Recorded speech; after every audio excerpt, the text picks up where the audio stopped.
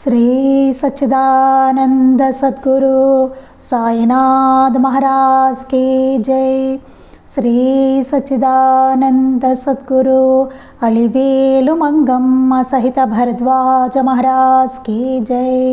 శ్రీ సచ్చిదానంద సద్గురు నాంపల్లి బాబా మహారాజ్ की जय।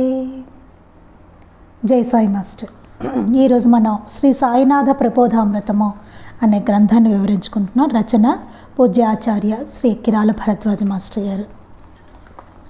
నిన్న మనం ఏం చెప్పుకున్నామంటే శ్రీ దత్తాత్రేయ తత్వమే సకల మహనీయుల రూపాల్లో ఆయా దేశ కాల మత సాంప్రదాయాలకు అనుగుణమైన రూపాల్లో అవతరించి అక్కడ ప్రజల పరిపాకాన్ని అనుసరించే రీతిన ప్రబోధిస్తూ ఉంటుంది అని చెప్పుకున్నాం। ఇక్కడ ఏం చెప్పుకున్నామంటే ఏ దేశమైనా ఏ మతమైనా ఏదైనా సరే ఏ కాలమైనా సరే అదే దత్తాత్రేయ తత్వం వస్తూ ఉంటుంది అని చెప్పుకుని ఆ దత్తాత్రేయుడే ఎలా వస్తారట, ఈ దత్తాత్రేయ తత్వమే సకల మహనీయుల రూపాల్లో ఆయా దేశకాల మత సాంప్రదాయాలకు అనుగుణంగా ఆయా దేశాల్లో ఉన్న ప్రజల యొక్క మత సాంప్రదాయాలకు అనుగుణమైన రీతిలో ఆయా రూపాలు ధరిస్తారనమాట। ధరించి అక్కడ ప్రజల పరిపాకాన్ని అనుసరించు రీతిన వాళ్ళ పరిపాకానికి అనుసరించే రీతిని ఆయన ప్రబోధిస్తూ ఉంటుందట। అది దత్తాత్రేయ తత్వం। దత్తుడు అలాగే వివిధ మహనీయుల రూపంలో ఆయన అవతరిస్తూ ఉంటారు। అందుకే వారి స్తోత్రాల్లో ఆయన ఒక చోట సనాతన ధర్మబద్ధమైన ఆచరణ పాఠవం కలిగిన ఆచార సంపన్నుడుగాను, మరొక చోట సర్వ ఆచారాలకు ధర్మాలకు అతీతుడైన ద్వంద్వాతీత స్థితిలోనున్న అవధూతగాను వర్ణించాయని చెప్పుకున్నాం। ఏంటంటే ఈ రెండు రకాల తెగలకు చెందిన మహనీయులు మనకి కనబడుతూ ఉంటారు అని చెప్పుకున్నాం అనమాట। ఈ రెండు తెగలకు చెందిన మహనీయులు సద్గురువులు మన అన్ని సాంప్రదాయాల్లోనూ అన్ని మతాల్లోనూ ఉన్నారు అని చెప్పారు। హిందూ సాంప్రదాయాల్లో వేదవ్యాసుడు, ఆదిశంకరుడు, రామానుజుడు, మధ్వాచార్యుడు, శ్రీపాదవల్లభ స్వామి, శ్రీ నృసింహ సరస్వతి స్వామి, ఇటీవల కాలానికి చెందిన శ్రీ వాసుదేవానంద సరస్వతి స్వామి వంటి ఆచార పరాయణులు మహిమాన్వితులు అయిన వారు కనిపిస్తారు। మరొక వంక శ్రీ సుఖ, వృషభ, వామదేవ, జడభరతాదుల నుండి శ్రీ అక్కలకోట స్వామి, ధునివాలా దాదా, ఇటీవల వెలిసిల్లిన చీరాల కడపల్లోని అవధూతలు శ్రీ పూండి స్వామి, శ్రీ చెవటం అమ్మ వరకు ఉద్దండులైన అవధూతలు కనిపిస్తారు। ఇలాంటి అవధూతలు కూడా మనకి కనిపిస్తారు అనమాట। రెండు తెగల వాళ్ళు మనకి ఉంటారు। ఇటు సనాతన మనకి ఆచార పరాయణత కలిగిన వాళ్ళు కనిపిస్తారు, ఇటు పక్కన చూస్తే వాటికి అతీతంగా ఉన్న మనకి అవధూతలు కూడా మనకి కనిపిస్తారనమాట। ఋగ్వేదంలోని కేసిన్ సూక్తంలో వర్ణించబడిన ఋషులి సాంప్రదాయం వారే। చూడండి, ఋగ్వేదంలో ఉన్న కేసిన్ సూక్తంలో కూడా వర్ణించబడిన ఋషులు వాళ్ళు కూడా ఈ సాంప్రదాయం వాళ్ళటండి। బౌద్ధంలో బుద్ధుడు, నాగార్జునుడు వంటి శిష్టాచార పరాయణులుండి పద్మసంభుడు, మేలారేప వంటి అవధూతలు ఉన్నారట। జైనులేమో ఆది గురువుగా ఋషభుడు అనే అవధూతను కూడా చెప్తారట। క్రైస్తవ మతంలో కూడా ప్రాచీన యూదు ప్రవక్తలందరూ అవధూత అవస్థలో ఉన్నట్టుగా వర్ణనలు ఉన్నాయట। అలాగే ఇస్లాంలో కూడా శిష్టాచార పరాయణులైన మహమ్మద్దుల వారి నుండి మరీఫత్ అనబడు అవధూత, ధర్మానుయులైన ఔలియాల వరకు అన్ని రీతుల వారు ఉన్నారు మనకి। తాజుద్దీన్ బాబా, నల్ల మస్తాన్, కొత్త లైంక యోగి వీళ్ళందరూ కూడా ఔలియాలట। అది ఇక్కడ మాస్టర్ గారు చెప్పిందనమాట। ఇలా రెండు తెగల వాళ్ళు అన్ని మతాల్లోనూ మనకు కనిపిస్తారు అని చెప్పారు। ఇది మనం చెప్పుకొని తర్వాత ఏం చెప్పుకున్నామంటే శ్రీ సాయి ఈ రెండు సాంప్రదాయాలను తమలో సంపూర్ణంగా సమ్మేళనం చేసుకున్నారు। ఈ రెండు సాంప్రదాయాలను ఆయన సమ్మేళనం చేసుకున్నవారే సాయి। ఒక వంక వైరాగ్యము, అగ్నిసేవ, భిక్ష వంటి ధర్మాల నియమాలకు ఆచరిస్తూ ఆచారాన్ని గుడ్డిగా పాటించేవారిని, ఏకాదశి, ఉపవాసము, ఉల్లి వంటి శాఖలను విసర్జించడము, కులమత భేదాలను వహించడం వంటి పొరపాట్ల నుండి తొలగిస్తూ వచ్చారు। ఒక పక్క ఆయన అగ్నిసేవ చేశారు, భిక్ష చేసుకున్నారు, దాన్ని ఎక్కడా తూచా తప్పకుండా వాటిని పాటిస్తూ ఆచారాన్ని గుడ్డిగా పాటించిన వాళ్ళకి ఏకాదశి ఉపవాసము, ఉల్లి వంటి శాఖలను వదలడం, కులమత భేదాలు వహించడం, ఇలాంటి పొరపాట్లు చేస్తూ ఉంటారు చూసారా, అవన్నిటినీ తొలగించుకుంటూ వచ్చారు. వాళ్ళందరినీ హెచ్చరిస్తూ బోధిస్తూ వస్తారు. మనం లీలామృతం చూస్తే ఇవన్నీ కనబడతాయి. కానీ విష్ణు సహస్రనామం, జ్ఞానేశ్వరి, భగవద్గీత, భాగవతము మొదలైన సద్గ్రంథ పఠనాన్ని ప్రోత్సహించారు. సద్గ్రంథ పఠనాన్ని ఆయన ఎంతో ప్రోత్సహించారు. అటు నిర్దిష్టమైన ఆచరణ సాధ్యం అవ్వాలంటే సమర్థుడైన సద్గురువుని ఆశ్రయించి తీరాలని నిరూపించారు. ఏదైనా సరే ఒక ఆచరణ అనేది నిర్దిష్టంగా మనకి సాధ్యం అవ్వాలంటే సమర్థవంతుడైన సద్గురువునే మనం అటువంటి సమర్థుడైన సద్గురువుని ఆశ్రయించి తీరాలి అని చెప్తున్నారు ఇక్కడ. ఇవాళ మిగతాది మనం చదువుకుందాం. వివిధ మతాలు ప్రాచీన కాలంలో వేరు దేశాలకు పరిమితమైనంత వరకు అవి సమాజానికి శ్రేయస్సు చేకూరుస్తూ వచ్చాయి. ఇదివరకు కాలంలో వివిధ మతాలు ఇవన్నీ వేరు దేశాలకు పరిమితమయ్యాయి. అప్పుడు అంటే ఒక మతం ఒక దేశంలో, ఇంకొక మతం ఇంకొక దేశంలో, అట్లాగే ఉండేది. ఇట్లా లేదు, అందరూ కలిసి ఉండడం అనేది లేదు అప్పట్లో. అవి సమాజానికి శ్రేయస్సు చేకూరుస్తూ వచ్చాయి. శ్రేయస్సుగానే ఉంది అది కదా. ఎవరికి వాళ్ళు ఆచరించుకుంటూ ఉన్నారు, ఏ ప్రాబ్లము లేదు. ఆధునిక యుగంలో అన్ని మతాలకు చెందిన వారు ప్రతి చోట సహజీవనం చేయవలసి వచ్చింది. తర్వాత కాలంలో మార్పు ఏమొచ్చిందంటే ప్రతి మతం వాళ్ళు అన్ని మతాల వాళ్ళు ఆధునిక యుగం వచ్చేసరికి అన్ని మతాలకు చెందిన వారు ప్రతి చోట కలిసి ఉండాల్సిన అవసరం వచ్చింది. అంతే కదండి. ఇప్పుడు ఏ దేశంకి వెళ్ళినా మనకు అన్ని మతాల వాళ్ళు కనబడుతున్నారు. మనకి ఇండియాలో మరీ ఉంటుంది, అట్లా ఉంటున్నారు ఇప్పుడు కదా. మనం వేరే దేశానికి వెళ్తే అటు మరి ఏ అమెరికానో వెళ్తే మన ఇండియన్స్ ఉంటారు, ఇటు ఎవరో మెక్సికన్లు ఉన్నారు, ఇంకోళ్ళు ఉన్నారు, అట్లా ఉన్నారు. మనకు చూసుకుంటే ఇక్కడ మరి అన్ని మతాలు కనబడుతూనే ఉన్నాయి ఇక్కడ మనకు కూడా కదా. అలా వస్తుంది. ఆధునిక యుగంలో మనకు అలా ఉంది, సహజీవనం చేయాల్సి వచ్చింది. అప్పుడు మతాల మధ్య పోటీ, వైరుధ్యం, అసహనం చెలరేగి మత కలహాలకు మాత్రమే దుర్వినియోగపడుతుంది. ఏమైంది అప్పుడు? ఆ టైం వచ్చేసరికి మతాల మధ్య పోటీ వచ్చేసింది, వైరుధ్యం వచ్చేసింది, అసహనం వచ్చేసింది. ఇదంతా చెలరేగి మత కలహాలకు మాత్రమే దుర్వినియోగం. మతం అంటే ఏమైంది? ఇంకా అసలు కొట్టుకొని చావడం మతం పేరుతోటి. ఇలాగా ఆ మతం అన్నదే దుర్వినియోగం అయిపోతుంది. మత మార్పుడలనే రాజకీయ భ్రాంతిలో పడ్డారు జనం. ఇంకా దానికి తోడేమైంది? ఈ కొట్టుకు చావడానికి తోడు మత మార్పిడి అనే రాజకీయ భ్రాంతిలో పడ్డారు జనం. అది మానవాళ్ళంతా ఒకే ధర్మాన్ని అవలంబించడమే భగవదేచ్ఛ అయితే అలానే జరిగి ఉండేది. మానవులందరూ కనుక ఒకే ధర్మాన్ని ఆచరించడం, ఒక చోట క్లానే ఒకే ధర్మం అందరికీ అని ఒకవేళ అయితే కనుక అలానే జరిగి ఉండేది. అంతే కదా. అలా లేదు. ఒకే మతం అన్ని దేశాల్లో వెలిసి ఉండలేదు. కానీ ఒకే మతం మరి అన్ని దేశాల్లో వచ్చిందా? రాలేదు. ఒక్కో దేశంలో ఒక్కొక్క మతం వచ్చింది. అంతే కదా. అందరూ ఒకటే మతానికి చెంది ఉండాలి ఈ ప్రపంచం అంతా అనేది భగవదేచ్ఛ అయితే కనుక అలాగే వచ్చి ఉండేది. కానీ అలా రాలేదే, అలా లేదు కదా. ఒక్కో చోట ఒక్కొక్క మతం వచ్చింది అంటే భగవదేచ్ఛ అనమాట అది. ఈ మాట ఖురాన్లోనే చెప్పబడినది. ఖురాన్లో ఉందట ఈ మాట. అది భగవదేచ్ఛ కాబట్టి ఒక్కొక్క మతం ఒక్కొక్క చోట వచ్చింది. అంటే ఏ మతము తక్కువ కాదు, ఏ మతం ఎక్కువ కాదు, అన్నీ ఒకటి. అన్నీ పరమార్థానికి మార్గాలే, సరిగ్గా చేసుకుంటూ వెళ్తే, ఆచరించుకుంటూ పోతే. అది అయినా జనం దాన్ని గుర్తించలేదు. ఖురాన్లో చెప్పుందిట. ఆయనకు తెలుసుగా భగవంతుడికి ఏది ఎక్కడ రావాలి, ఏంటి, ఎట్లా ఉండాలన్నది. అసలు ఎవరు ఏ మతానికి చెందాలన్నది ఆయనకి తెలుసు. ఆయన సృష్టి మొత్తం కదా. అయినా జనం దాన్ని గుర్తించలేదు. అది భగవదేచ్ఛ, అది దాన్ని గుర్తించలేదు జనం. ఇతరులు నీకేమి చేయాలనుకుంటావో నీవది ఇతరులకు చెయ్యి, అదే పరమధర్మం అని యేసు చెప్పారు. జీసస్ కూడా చెప్పింది ఏంటంటే ఇతరులు నీకేం చేయాలని నీవు అనుకుంటావో నీవది ఇతరులకు చెయ్యి, అదే పరమధర్మం అంట. అది ఇదే పరమధర్మం అని చెప్పారట. యేసు చెప్పారు, ఇతరులు తమ మతాన్ని దూషించడానికి, తమ మతస్థులను అన్యమతంలోనికి మార్చడానికి అంగీకరించేవారే అందుకు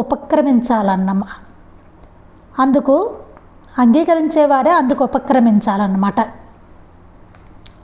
కానీ క్రీస్తు అనునాయులు అనుకునే అనేక మంది ఇతర మతాలను దూషిస్తున్నారు. ఎక్కడ ఏ మహాత్ములు కూడాను దాన్ని ఎక్కడ వాళ్ళు అసలు ఖండిస్తూ వచ్చారండి. ఇతర మతాలను దూషించడం అనే దానిని ఖండిస్తూ వచ్చారనమాట. అని మాస్టర్ గారు ఏం చెప్తున్నారు ఇక్కడ, కానీ క్రీస్తు అనునాయులు అనుకునే అనేక మంది ఇతర మతాలను దూషిస్తున్నారు. మనం ఇప్పటికే వింటూ ఉంటాం ఇతర మతాలని దూషణ. అంటే మేము క్రీస్తుని ఫాలో అవుతున్నాం అని చెప్తూ ఇతర మతాలను దూషిస్తారు. అది తప్పు కదా. మరి మనం క్రీస్తుని ఫాలో అవుతున్నాం అనుకున్నప్పుడు ఫాలో అవడం తప్పేం కాదు కదా. ఆ మహానుభావుని అనుసరించడం తప్పు కాదు, కానీ ఇతర మతాలను దూషించడం తప్పు కదా. అలాగే మనం కూడా కదా, హిందువులు కూడా మనం అంటే అది నేను చెప్పేది, ఇతర మతాలను దూషించడం తప్పు ఎక్కడైనా సరే, అది గుర్తుపెట్టుకోవాలి. ఎవరిది వాళ్ళు అనుసరించడంలో తప్పులేదు, కానీ ఇతర మతాలను దూషించడం అనేది మాత్రం చాలా పెద్ద తప్పు.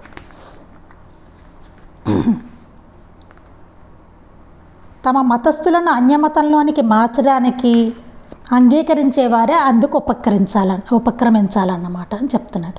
ఇలా క్రమంగా అసహనానికి అవకాశాలు పెరుగుతుంటే దానికి తగినట్లు దాని రూపుమాపే మహనీయులు కూడా చరిత్రలో అవతరిస్తూ ఉంటారు. ఇలా క్రమంగా అసహనానికి అవకాశాలు పెరుగుతూ ఉంటాయి. ఇట్లాంటివి జరుగుతూ ఉన్నప్పుడు అసహనానికి అవకాశం పెరుగుతుంటే దానికి తగినట్లుగా దాన్ని రూపుమాపే మహనీయులు కూడా చరిత్రలో అవతరిస్తూ ఉంటారు. ధర్మాన్ని వాళ్ళు మళ్ళీ స్థాపిస్తూ ఉంటారన్నమాట. ఇలాంటి కలహాలని అవి లేకుండా వాళ్ళు మనల్ని సన్మార్గంలో నడిపిస్తూ ఉంటారు. అప్పుడు ఆ టైంకి తగినట్టుగా మహనీయులు కూడా చరిత్రలో అవతరిస్తూ ఉంటారు. అది సవరణ చేయాలి. ఆ సవరణ ఎవరు చేయాలి? కొట్టుకుని చేస్తుంటే భగవంతుడే. ఆయన ఎట్లా వస్తాడు? మహనీయుల రూపంలో వస్తాడనమాట. ఆయన వచ్చి ఈ కొట్టుకు చచ్చే వాళ్ళందరికీ ఆయన సవరణలు చేస్తూ ఉంటారు, సర్దుతూ ఉంటారనమాట. శ్రీ నృసింహ సరస్వతి స్వామి, మాణిక్య ప్రభు, అక్కలకోట స్వామి, శ్రీ సాయిబాబా, శ్రీ తాజుద్దీన్ బాబాల చరిత్రలు చూస్తే ఈ సూత్రమే ప్రకటమవుతుంది. మనం గురు చరిత్ర చూసుకున్నప్పుడు నృసింహ సరస్వతి స్వామి కానీ, మనకి మాణిక్య ప్రభువులు గారు కానీ, అక్కలకోట స్వామి, సాయిబాబా, తాజుద్దీన్ బాబా వీళ్ళ చరిత్రలు చూస్తే ఇదే సూత్రం మనకి కనబడుతూ ఉంటుంది. అక్కడ గురునానక్, రామకృష్ణ పరమహంస కూడా ఇట్టి మత సామరస్యాన్ని బోధించిన వారే. అట్లాగే గురునానక్, రామకృష్ణ పరమహంస కూడా మత సామరస్యాన్నే మనకి బోధించారు అని చెప్తున్నారు. అటు అవధూతావస్థకు, ఇటు శిష్టాచారానికి, మరొక వంక మత సామరస్యానికి పెట్టిన పేరు శ్రీ షిరిడి సాయిబాబా. బాబా ఎంతో విలక్షణమైన అవతారం అని చెప్పి మనం చెప్పుకుంటూ ఉంటాం. ఇటు అవధూతావస్థకు, అటు శిష్టాచారానికి, మరొక వంక మత సామరస్యానికి పెట్టిందే పేరు శ్రీ షిరిడి సాయిబాబా. అందుకే ఆయన సంపూర్ణమైన దత్తావతారం. ఆధునిక యుగంలో భగవంతుడు గురువుగా అవతరించిన రూపం ఆయన. ఈ ఆధునిక యుగంలో ఆయన భగవంతుడే గురువుగా అవతరించిన రూపమే సాయినాథుల వారు అనమాట. శ్రేష్ఠుడైన సద్గురువుకి ఈ లక్షణాలు ఉండాలి అని చెప్తున్నారు. శ్రేష్ఠుడైన సద్గురువు ఎట్లాంటి లక్షణాలు ఉంటాయి అని మాస్టర్ గారు చెప్తున్నారు. 1 బ్రహ్మనిష్ట, 2 శ్రోత్రియత్వం, 3 గురుభక్తి, 4 సర్వవ్యాపక సర్వజ్ఞత్వ సర్వశక్తిమత్వాలు, 5 భక్తవత్సలత, 6 ఆధునిక యుగంలో సకల మత సమైక్యత, 7 బోధనా దక్షత. ఇవన్నీ శ్రీ సాయిలో సంపూర్ణంగా ఇంకెవ్వరిలోనూ కనిపించనంతగా ఉన్నాయి. ఇందులో ప్రత్యేకంగా గమనించదగినవి గురుభక్తి, బోధనా దక్షత. ఇవన్నీ మనకి సాయి లీలామృతం చూస్తుంటే చదువుకుంటున్నప్పుడు బాబా చరిత్ర మాస్టర్ గారు రచించింది, అది మనం చదువుకుంటున్నప్పుడు బాబాలో ఈ లక్షణాలన్నీ మనకు కనబడుతూ ఉంటాయి. ఆయనలో బ్రహ్మనిష్ట కనబడుతుంది, శ్రోత్రియత్వం కనబడుతుంది, గురుభక్తి ఉంటుంది. అసలు గురుభక్తి అంటే ఇంకా అసలు ఆయన చూసుకుంటే అనన్యంగా ఉంటుంది. చూడండి అసలు ఎంత బాగుంటుందో ఆయన గురుభక్తి చూస్తే. తలకిందలుగా గురువు వేలాడి తీసి వెళ్ళిపోతారట. నువ్వు ఎట్లా ఉన్నావు? పరమానందంలో తేలుతున్నాను అన్నారట ఆయన గురుభక్తి చూడాలి అసలు. అలా సర్వవ్యాపక సర్వజ్ఞత్వం సర్వశక్తిమత్వాలు ఇవన్నీ మనకి బాబాలో కనబడుతుంటాయి. బాబా లేళ్ళు అవన్నీ చూసుకుంటున్నప్పుడు మనకి అది తెలుస్తుంటుంది. ఆయన అంతటా ఉన్నారు. సర్వవ్యాపకత్వం సర్వజ్ఞత్వం ఎక్కడ ఏం జరిగినా ఆయన చెప్తూ ఉండేవారు. ఆయన సర్వశక్తిమత్వాలు అంతటి శక్తి ఆయనలో కనబడుతూ ఉండేది అనమాట. ఒకసారి ఆ మసీదు పడిపోతుంటే అక్కడ పైన పడుతుంటే ఆయన అంటారు ఆగమనేసరికి అది ఆగిపోతుంది. మొత్తం ఆ మసీదు కూలిపోయేది ఆగిపోతుంది అనమాట. పైన మసీదు కొప్పు వాళ్ళు ఒకసారి పెద్ద వర్షం వస్తుంది, దాన్ని కూడా ఆపుతారు ఆయన. చూడండి అలా సర్వశక్తిమత్వాలు ఎన్నో, అసలు అట్లాంటి లీలలో అనేకం బాబా చరిత్రలో. భక్తవత్సలత, భక్తుల పట్ల ఆయనకున్న ప్రేమ కనబడుతుంది. ఆధునిక యుగంలో సకల మత సమైక్యత, మత సమైక్యత ఎంతలా బాబాలో కనబడుతుందో చూడండి. అన్ని మతాలనే ఆయన గౌరవించారు, ఇటు హిందువుల్ని ఇటు ముస్లింలని. వారి వారి ఆచారాల్లో వాళ్ళని చేసుకొని ఇచ్చారు బాబా. ఖురాన్ చదువుకునేవారు బాబా దగ్గరకు వచ్చి, భగవద్గీత చదువుకునేవారు. హిందువులేమో వారి పద్ధతిలో పూజించేవారు, ముస్లిమ్స్ ఏమో వాళ్ళ పద్ధతిలో వాళ్ళు చేసుకునేవారు బాబాకి, ఎవరిది వాళ్ళు. మళ్ళీ సామరస్యం, ఇద్దరూ కలిపి అక్కడ ఉత్సవాలన్నీ చేసుకునేవాళ్ళు. ఇటు శ్రీరామనవమి చేసుకునేవారు, ఇటు ఉరుసు చేసుకునేవాళ్ళు. ఈ రెండిట్లోనూ అందరూ పాల్గొనేవారు. ఇటు హిందువులు ముస్లింలు కూడా పాల్గొనేవాళ్ళు. చూడండి ఎంత సామరస్యాన్ని చెప్పారో బాబా అక్కడ, ఎంత సమైక్యత. బాబా దగ్గర ఒక అతను వస్తాడు బాబా దగ్గరికి, ఒక అతని చేత మత మార్పిడి చేయించి మతం మార్పించి తీసుకొస్తాడు. తీసుకొచ్చేసరికి చెప్తాడు చాలా గర్వంగా, ఇతన్ని ముస్లింగా మార్చాను నేను, హిందువుని ముస్లింగా మార్చాను బాబా అని చాలా గర్వంగా చెప్తాడు. చెప్పేసరికి ఆ మతం మార్చుకున్నవాడిని చెంప మీద అక్కడ కొట్టి, ఎరా నీ అబ్బను మార్చుకున్నావెట్రా అని అడుగుతారు. అంటే మత మార్పిడిని మహాత్ములు ఎవ్వరూ అంగీకరించలేదు అస్సలు. తప్పు కదండి, బలవంతాన వాళ్ళ చేత మతం మార్పించడం ఏమిటి? అది భగవతేచ్ఛతో వాళ్ళు ఆ మతంలో వచ్చారు, అది కొనసాగించుకుంటున్నారు. తప్పు కదా అలా బలవంతంగా వాళ్ళు మత మార్పిళ్ళు చేయడం. అసలు మతం మార్చుకోవడము తప్పు, అట్లా బలవంతంగా మతాలు మార్పించడం కూడా తప్పు. అది బోధనా దక్షత. ఆ బోధనా దక్షత చూస్తే అత్యద్భుతంగా ఉంటుంది. బాబాలో మనకి లీలామృతం అంతా ఇక్కడ అదే చెప్తూ ఉంటుంది. ప్రతి లీలలోనూ ఆయనది ఒక బోధ చక్కగా ఇమిడి ఉంటుంది. ఆ విష్ణు సహస్రనామం ఉంటుంది చూడండి, రామదాసుది ఎంత బాగుంటుంది, ఎంత బోధ చూడండి, ఎంత బాగా చేశారు అందులో. శ్యామకేమో చివర్ల మాస్టర్ గారు రాస్తారు, అదంతా జరిగిన తర్వాత శ్యామకేమో పవిత్ర గ్రంథం, రామదాసుకేమో వివేకం. బాబా ఏం చేశారు, శ్యామకేమో పవిత్ర గ్రంథం ఇచ్చారు, రామదాసుకేమో వివేకంతో ఆలోచించరా అని చెప్పారు.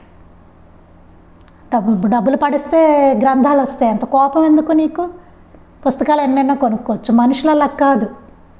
శ్యామ మనవాడే కదా, అతనికే నేను ఆ గ్రంథం ఇచ్చాను, నీ గ్రంథం అతనికి ఇచ్చాను. అతని దగ్గర ఉందని రామదాసు వచ్చి కోపం తెచ్చుకుంటాడు. నన్ను కావాలనే పంపించాడు శ్యామ బయటికి, బజార్కి పంపించి నా గ్రంథాన్ని అతను తీసుకున్నాడు అని చెప్పి గోల. ఏంటంటే ఇతని పుస్తకాన్ని విష్ణు సహస్రనామాన్ని శ్యామ దగ్గర చూస్తాడు, చూసేసరికి గొడవ పెట్టుకుంటాడు. నేను లేకుండా చూసి నన్ను బయటికి పంపించి, బాబాతో చెప్పి నన్ను బయటికి పంపించి నా గ్రంథాన్ని అతను తీసుకున్నాడు అనేసి బాబా అప్పుడు చెప్తారు, కేకలేస్తారు. ఇలా నీకు కంఠస్థమైంది కదా విష్ణు సహస్రనామం, శ్యామ మనవాడే కదా, అతనికి ఇచ్చాను ఆ గ్రంథం. నీకు కంఠస్థమైంది కదా అది, ఇంక నీకెందుకు, మనవాడే అతనికి ఇచ్చాను. డబ్బులు పడేస్తే ఇంకో పుస్తకం కొనుక్కోవచ్చు, మనుషులు అట్లా కాదే అని చెప్తే అక్కడ మాస్టర్ గారు రాస్తారు, శ్యామకి పవిత్ర గ్రంథం, రామదాసుకి వివేకం. బోధ చూడండి అన్నిట్లోనూ, అన్ని చోట్ల. మీరు అసలు బాబా లీల నాకు గుర్తొచ్చిన టక్కనే చెప్పాను, కానీ మామూలుగా మీరు లీలామృతం చదువుతుంటే ఆయన బోధనా దక్షత చూడాలి, ఎంత బాగా బోధించుకుంటూ వచ్చారు ప్రతి చోట. నాకంటే ఇప్పుడు టక్కన గుర్తొచ్చని చెప్పాను, కానీ ఇట్లా ఎన్నో. ఒక అతనికి ఒకటి అర్థం కాదు, ఈశావాస్య ఉపనిషత్ సారు, అది అర్థం కాకపోతే అప్పుడు చెప్తారు, పలానా అక్కడ వాళ్ళ ఇంట్లో ఆ పని పిల్ల నీకు చెప్తుంది అంటారు. అక్కడి నుంచి అతనికి అందుతుంది బోధ దాంట్లోది. అలా ఎన్నో ఎన్నో అన్నమాట. మీరు సాయిలీలామృతం చూస్తే ఆ బోధనా దక్షత అద్భుతం, అత్యద్భుతం అయింది సాయినాథుల వారి దగ్గర. అందుకని అసలు ఇవన్నీట శ్రీ సాయిలో సంపూర్ణంగా మనకు కనిపిస్తాయి. ఇంకెవ్వరిలోనూ కనిపించనంతగా ఉంటాయట. ఇంకెవ్వరిలోనూ ఇంతలా కనిపించో బాబాలో మనకి సంపూర్ణంగా ఈ లక్షణాలన్నీ, శ్రేష్ఠుడైన సద్గురువుకి ఏ లక్షణాలు ఉండాలో అవన్నీ ఉన్నాయి అని చెప్తున్నారు మాస్టర్ గారు. శ్రేష్ఠుడైన సద్గురువుకి ఉండవలసిన లక్షణాలన్నీ మనకు బాబాలో సంపూర్ణంగా కనిపిస్తాయట. ఇందులో ప్రత్యేకంగా గమనించదగినవి గురుభక్తి, బోధనా దక్షత. ఈ రెండు చాలా అపూర్వమైనవి మనకి బాబా దగ్గర. గురుభక్తి, బోధనా దక్షత మనకి మాస్టర్ గారిలో కూడా ఇవే కనబడతాయండి చూసుకుంటే. అసలు అత్యద్భుతమైన లక్షణాలు అనమాట. ఇటు గురుభక్తి, బోధనా దక్షత, ఇంకా అసలు ఇంకా అది ఇంకా ఎక్సలెంట్ అంటారు చూసారండి, అలా కనబడుతుంది మాస్టర్ గారిలో కూడా. అది శ్రీ సాయి తమ మహిమకంతకు కర్తలు తమ గురువేనని భక్తి వినయాలతో చెప్పడమే కాక గురుప్రసాదమైన ఇటుకను యావజ్జీవితము ప్రాణ సమానంగా చూచుకున్నారు. ఇక్కడ బాబాది గురుభక్తి చెప్తున్నారు చూడండి. శ్రీ సాయి తమ మహిమకంతకు కర్తలు తమ గురువేనని ఎప్పుడు చెప్పేవారు? ఏదైనా ఒకటి జరిగినా బాబా ఎవరన్నా దండం పెట్టారనుకోండి ఏం చెప్పేవారు? అల్లా మాలిక్ అన్నారు. ఆ కర్త అంతా నా గురువే, ఆయన చెప్పించింది. ఇదే మన మాస్టర్ గారిలో చూస్తాం. మాస్టర్ గారి దగ్గరికి వచ్చామన్నా మాస్టర్ గారు ఎట్లా జరిగిందండి, ఆహా బాబా చేశారు ఇంత బాగా, బాబా అనుగ్రహం, దీనికంతా కర్తలు వారే బాబా అని చెప్పేవారు ఆయన. గురుభక్తి అది వినయంతో చెప్పడమే కాక గురుప్రసాదమైన ఇటుకను యావజ్జీవితము ప్రాణసమంగా చూచుకున్నారు. వాళ్ళ గురుప్రసాదంగా ఆయన తీసుకున్న ఇటుకరాయి బాబా దగ్గర ఉండేదని చెప్పుకున్నాం కదా, అది యావజ్జీవితం ప్రాణ సమానంగా చూసుకున్నారు ఆయన. అది గురుప్రసాదం అంట ఆయన ఆ ఇటుక. తమకెంత సంపూర్ణమైన అద్వైత స్థితి ఉన్నప్పటికీ తమ గురువు పట్ల మాత్రం అద్వైతాన్ని ప్రకటించలేదు. చూడండి, ఆయనకి సంపూర్ణమైన అద్వైత స్థితి ఉంది ఆయనకి, మనందరికీ తెలుసు. బాబాలో ఆయన నుంచి ఏది వేరు కాదు, అవునా? మనకు తెలుసు అద్వైత స్థితి ఉంది. ఉన్నప్పటికీ తమ గురువు పట్ల మాత్రం అద్వైతాన్ని ప్రకటించలేదు. గురువు పట్ల మాత్రం ఆయన అద్వైతాన్ని ఎప్పుడూ ప్రకటించలేదు. ఆయన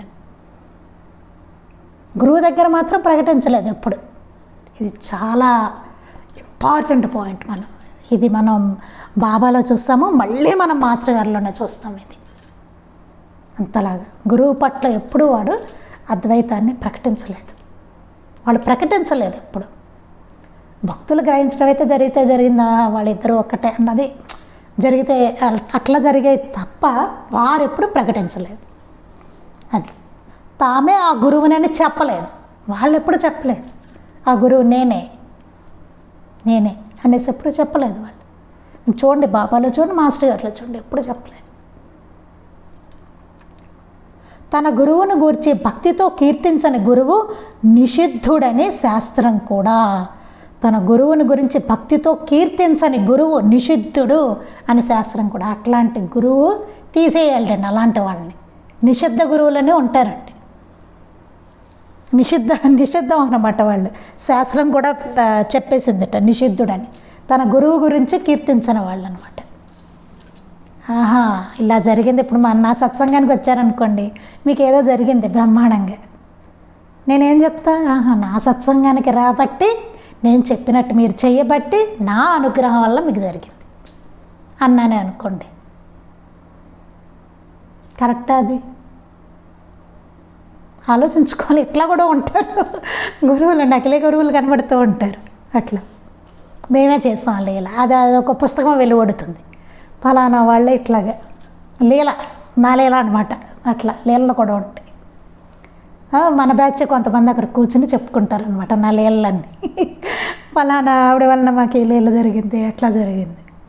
ఉన్నాయి, బయట జరుగుతున్నవే ఇవన్నీ. బాబా నేను ఉదాహరణ చెప్పానండి, మా సత్సంగం కాదు కానీ ఎట్లాంటిది. అది నిజం కాదండి, మామూలుగా బయట జరిగేవి చెప్తున్నాను. అది ఎట్లా ఏంటంటే తమ గురువును గూర్చి భక్తితో కీర్తించని గురువు తమ గురువుని కీర్తించడం భక్తితోటి. అట్టి గురువు నిషిద్ధుడని శాస్త్రం కూడా. అట్లాంటి గురువు నిషిద్ధుడుట. అంతేకాదు భాగవతంలో వర్ణించబడిన అవధూత వలె శ్రీ సాయి కూడా యావద్ విశ్వాన్ని తమ గురు రూపంగా దర్శించేవారు. అలాగే భాగవతంలో వర్ణించబడిన అవధూత వలె, భాగవతంలో వర్ణించిన అవధూతలాగా బాబా కూడా ఈ విశ్వాన్ని అంతటిని గురు రూపంగా దర్శించేవారట. మనకి గురు చరిత్రలో ఉంది కదా, వెనకాల ఉంటుంది 24 మంది గురువుల నుంచి నేర్చినట్టుగా అవధూతోపాఖ్యానం అని ఉంటుంది మనకి. అట్లాగే బాబా కూడా ఈ విశ్వాన్ని నుంచి తన గురు రూపంగా దర్శించేవారట. ఈ విశ్వాన్నంతటిని వినగలిగితే సర్వత్రా సర్వదా గురుబోధ సృష్టి అంతటా వినిపిస్తూనే ఉంటుందని, చూడగలిగితే ప్రతి వస్తువు మనకేదో పరమసత్యాన్ని బోధిస్తూనే ఉంటుందని చెప్పకనే తెలుపుతూ వచ్చారు. ఆయన ఏం చెప్పారు మనకి? వినగలిగితే కనుక సర్వత్రా సర్వదా గురుబోధ అనేది సృష్టి అంతటా వినిపిస్తూనే ఉంటుందని. గురుబోధ ఎప్పుడు మనకి సృష్టి అంతా వినిపిస్తూనే ఉంటుంది బోధ. నువ్వు వినగలిగితే, చూడగలిగితే ప్రతి వస్తువు మనకేదో పరమసత్యాన్ని బోధిస్తూనే ఉంటుంది. మనం చూడగలిగితే ప్రతి వస్తువు కూడా మనకి ఏదో ఒకటి బోధ చేస్తూనే ఉంటుంది. ప్రతిదీ అండి. ఒక మనిషి నుంచి కూడా మనం నేర్చుకోవచ్చు బోధ. ఒక వస్తువు నుంచి కూడా ఎట్లాగైనా నేర్చుకోవచ్చు మనం చూడగలిగితే. చిన్నపిల్లల నుంచి కూడా నేర్చుకోవచ్చు. అమ్మగారు ఒకసారి రాస్తారు, మంచి అనేది ఎవరి నుంచైనా మనం తీసుకోవచ్చు అని. అలా ఏదో ఒకటి మనకి ప్రబోధిస్తూనే ఉంటుంది. ఆ గురుతత్వం అన్నది ఈ విశ్వం అంతా ఉంటుంది. అది మనకి ఏదో రకంగా అది ప్రబోధిస్తూనే ఉంటుంది. కాకపోతే మనకి క్యాచ్ చేయగలిగే ఇది ఉండదు. మనం ఒకసారి చెప్పుకున్నాం, బాబు గారు చెప్పారు నాకు భలే, అదే నాకు ఇప్పటికెప్పుడు తలుచుకుంటూ ఉంటాను ఏదో ఒక సందర్భంలో. గరిక సూక్తం ఎట్లా వచ్చిందంటే, ఒక గడ్డి, ఒక చోట గడ్డిలో కూర్చుని ఆయన ఒక గరికను చూశారట. చూస్తే ఆ గరిక నుంచి ఆయనకి ఆ సూక్తం వచ్చట. గరిక సూక్తం అంటే ఏంటి? ఆ గడ్డి రూపంలో ఆ తత్వం, భగవత్ తత్వం, ఆ దాన్ని ప్రబోధించిందనమాట. అదే విశ్వం అంతా గురువు అవడం అంటే అది. ప్రతిదాన్ని మనం చూసే దాంట్లో గురువుని చూడడం అంటే అది. అట్లా అంటే చూడగలిగితే, వినగలిగితే ఆ కెపాసిటీ మనకు ఉండాలి కదా, అది ఎక్కడ. అందుకని పరమసత్యాన్ని అది బోధిస్తూనే ఉంటుందని చెప్పకనే తెలుపుతూ వచ్చారు. ఒక భక్తుడు అడిగిన ప్రశ్నకు సమాధానం పూత వేసిన మామిడి చెట్టుగా చెప్పారు. మరొకసారి కప్పను మింగబోయిన పామును ఆధారంగా చేసుకున్న కర్మ జన్మ ధర్మతత్వాన్ని బోధించారు. సరైన సాయి భక్తునికి సహస్రాక్షములు సహస్రముఖములు గల ఈ ప్రకృతే గురుస్వరూపం. సృష్టి అంతా నిరంతరం గురుబోధ రూపమైన లీలా ప్రదర్శన. అది తెలియక ప్రత్యేకమైన లీలను కోరేవారు రాజుగారిని ప్రేమను ఆదరణను కోరక ఒక్క పైసా అడుక్కునేలాంటి బుద్ధిహీనుడు సర్వత్రా సర్వదా సాయినే చూస్తూ సాయి బోధనే వినగలేవాడే ఆయనకు తగిన శిష్యుడు అనేసి ఇక్కడ మాస్టర్ గారు చెప్తున్నారు. ఇది కొంచెం మనం వివరంగా చెప్పుకుంటే బాగుంటుందండి. ఒక భక్తుడు అడిగిన ప్రశ్నకు సమాధానం పూత వేసిన మామిడి చెట్టుగా చెప్పారు. మనకి అన్నీ పళ్ళు అవుతాయా, పూతగానే కొన్ని రాలిపోతుండి చెప్పుకున్నాం కదా మనం. అట్లా ఒక భక్తుడు అడిగిందని చెప్పారు. మరొకసారి కప్పను మింగబోయిన పామును ఆధారంగా చేసుకొని మనకి సాయిలీలామృతంలో ఉంటుంది. అది ఒక పామును కప్ప మింగపోతుంటే వాళ్ళ గత జన్మలో చెన్నభద్రప్ప వీరభద్రప్ప కథ చెప్తారు బాబా. అది జరిగింది గత జన్మలో. దాంతో ఏం చెప్పారు? కర్మ జన్మ ధర్మతత్వాన్ని బోధించారు. అంటే వాటితో కూడా ఆయన బోధించారు. చూడండి, అంటే అన్నిటిని చూపిస్తుంటే అక్కడ బోధించారు. ఆ పూత వేసిన మామిడి చెట్టుని చూపించారు, దాంతో బోధ చేశారు. ఆ మామిడి చెట్టు చూడు, అంత పూత ఉంది, అవన్నీ పళ్ళు అవుతాయా? అవ్వవు కదా. అన్ని పళ్ళు అవుతాయా? పూతగా కొంత రాలిపోతుంది, పిందెలుగా కొన్ని రాలిపోతాయి, కాయలుగా కొన్ని పోతాయి. పళ్ళు అయ్యేవి ఏవో కొన్ని. సద్గురువుని ఆశ్రయించిన వాళ్ళందరూ మరి వాళ్ళకి అంత అవుతారా అంటే అబ్బాయి నిలుస్తారంటే చెప్పలా. మనం చూస్తూనే ఉంటున్నాం చరిత్రలో ఇప్పటికీ. అలా అంటి పెట్టుకుని ఉండేవి పళ్ళు అవుతాయి, రాలిపోతాయి. అట్లాగే ఉంటుంది మామిడి పూతలాగానే. మనం కూడా చూసుకోవాలి, అలా రాలిపోవడమా లేకపోతే అంటి పెట్టుకొని పండు అవడమా. అదొకటి బోధ చేశారు. చెన్నభద్రప్ప వీరభద్రప్ప తెలుసు మనందరికీ. లీలామృతంలో ఒకసారి ఎవరైనా మర్చిపోతే ఒకసారి లీలామృతం తీసి చదవండి. జన్మలేంటి, అసలు ఈ కర్మ ఏంటి, ధర్మతత్వం ఏంటి. అతని భార్య మాత్రం భగవంతుడికి ఆవిడ విరాళంగా ఇస్తుందన్నమాట. అతని భర్త మాత్రం వాడు పిసినారు వాడు అనమాట, దుష్టుడు కూడాను. వాడు భార్యదే వాడే తాకట్టు పెట్టించుకుని ఇస్తాడు డబ్బులు. అంత చండాలం అన్నవాడు వాడు భర్త. వాళ్ళ ఇంటి మీద పిరుగుపడి చనిపోతారు. చూడండి అసలు చూస్తే ఎట్లా ఉంటుందో.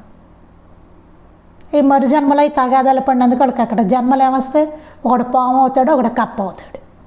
అక్కడ బాబా అప్పుడు వాగ్దానం చేశారు, అందుకని ఆ కప్పని రక్షిస్తారు. ఏంటి పాము జన్మెత్తిన నీ బుద్ధి పోలేదా అని చెప్పి కేకలేస్తారు ఆ పాము రూపంలో ఉన్నవాడిని. ఇక్కడ ఇట్లా అన్నమాట. అంటే ఆధారంగా చేసుకుని ఆయన చెప్పారు, మరొకసారి కప్పను మింగబోయే పాముని ఆధారంగా చేసుకున్న కర్మ జన్మ ధర్మతత్వాన్ని బోధించారు. ఆ పాము కప్పలను చూపించి ఆయన బోధించారనమాట. సరైన సాయి భక్తునికి సహస్రాక్షములు సహస్రముఖములు గల ఈ ప్రకృతే గురుస్వరూపం. సృష్టి అంతా నిరంతర గురుబోధ రూపమైన లీలా ప్రదర్శన. అది తెలియక ప్రత్యేకమైన లీలలను కోరేవారు రాజుగారిని ప్రేమను ఆదరణను కోరక ఒక్క పైసా అడుక్కునేలాంటి బుద్ధిహీనుడు అని చెప్తున్నారు. అసలు ఈ సృష్టి అంతా నిరంతర గురుబోధ రూపమైన లీలా ప్రదర్శనట. అసలు ఎంత లీల జరుగుతుందో చూడండి. మనం పడుకోవడం ఒక లీల, అసలు లేవడం ఒక లీల. మనం పడుకున్నప్పుడు లేవని వాళ్ళు ఎంతమందో కదండి. చూడండి అసలు మనం కృతజ్ఞత చెప్పుకోవాలంటే ఈరోజు నిద్ర నుంచి లేచాం. ఆ నిద్రలో పోయేవాళ్ళు ఎంతోమంది మొన్నాళ్ళు లేచేసరికి ఎంతమంది పోయి ఉంటారండి. మనం ఈరోజు ఉన్నాం. వేదం గారు ఒకసారి అదే మాట అన్నారు సత్సంగం చెప్తూ, మనం ఈరోజు ఉన్నాం, ఈరోజు లేని వాళ్ళు ఎంతోమంది. ఎంత లీల జరుగుతుందో చూడండి. పొద్దున్నే మనం లేవాలంటే ఎంత లీల జరగాలి. లేచాం, సరే వచ్చాము, కాఫీ తాగాలి. ఆ కాఫీ రావాలంటే ఎంత లీల జరగాలో చూడండి. మనం అనుకుంటాం డబ్బులు పెట్టాం కాఫీ వచ్చింది అనుకుంటాం, అంతేనా? డబ్బులు పెట్టి కాఫీ పొడి కొనుక్కున్నాం అనుకుంటాం. ఆ కాఫీ పొడి ఎట్లా వచ్చింది, ఎంత జరిగితే సృష్టిలో కాఫీ పొడి మనకు రావాలి. ఓ కాఫీ గింజలు ఉండాలి, అది చేసేవాడు ఉండాలి, పొడి అవ్వాలి, మళ్ళీ దాని ప్యాకింగు, అది షాపుకి రావాలి, షాప్ నుంచి తెచ్చేవాడు అక్కడ, మనకు డబ్బు రావాలి. ఈ డబ్బు అంతా ఎట్లా రావాలి, ఇదంతా ప్రాసెస్ చూడండి. పొద్దున ఇక్కడ కాఫీ పొడి వేసి చేసేవాడు అక్కడ ఉండాలి, దీనికి పాలు కావాలి, మళ్ళీ పంచదార కావాలి, వీటన్నిటిని కలిపి చేసేవాడు ఉండాలి, దానికి స్టవ్ కావాలి, దాంట్లో అగ్ని రావాలి, గ్యాస్ కావాలి. చూడండి అసలు ఎంత భగవంతుడు లేదు. ఎంత జరిగితే మనం ఒక కప్పు కాఫీ తాగుతాం రోజు. అది చాలండి. అది ఆలోచించుకుని నివేదన పెడితే చాలు. అసలు అద్భుతం. భగవంతుడు అసలు పరమ సంతోషిస్తారు. ఆయన అంత లేరనే ఆలోచించుకొని పెట్టగలిగితే ఎంత జరిగితే వచ్చింది ఆయన. అస్సలు చూడండి మన ఎవ్వరిలో కృతజ్ఞత ఉండదు. ఆ డబ్బు పడేసాం వచ్చింది అనిపిస్తుంది అంతే. అది మనం ప్రతిదీ అట్లా జాగ్రత్తగా ఆలోచించుకోవాలి. అంతా లీలే. ఈ లీల కాకుండా ఇంకా ఏదో లీల జరగాలి, అంతే కదా.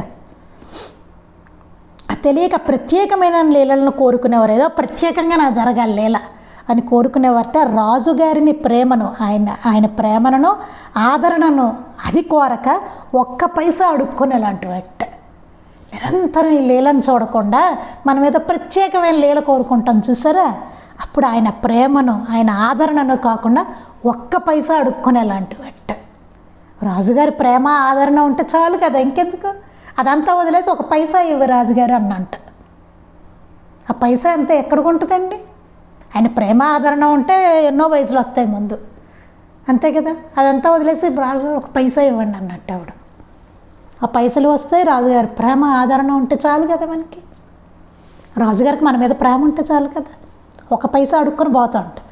అట్లాంటి వాళ్ళు సృష్టి అంతా జరుగుతుంది, అది చూడట్లేదు మనం. ప్రత్యేకమైన లేదో కోరుకుంటాం అన్నమాట. ఒక పైసా అడుక్కునేలాంటి వాళ్ళు అంట రాజుగారి దగ్గర. అది ఇక్కడ మాస్టర్ గారు చెప్తుంది. ఇంకా చాలా ఉందండి. రేపు మనం ఇంకా మిగిలింది అదే సోమవారం మనం మిగిలింది చెప్పుకుందాం. శ్రీ సచ్చిదానంద సద్గురు సాయినాథ్ మహారాజ్ కీ జై. శ్రీ సచ్చిదానంద సద్గురు అలివేలు మంగమ్మ సహిత భరద్వాజ మహారాజ్ కీ జై. శ్రీ సచ్చిదానంద సద్గురు నాంపల్లి బాబా మహారాజ్ కీ జై. గురుదేవ దత్త అవధూత చింతన. లోకా సమస్తాః సుఖినో భవంతు. లోకా సమస్తాః సుఖినో భవంతు. లోకా సమస్తాః సుఖినో భవంతు. జై సాయి మాస్టర్.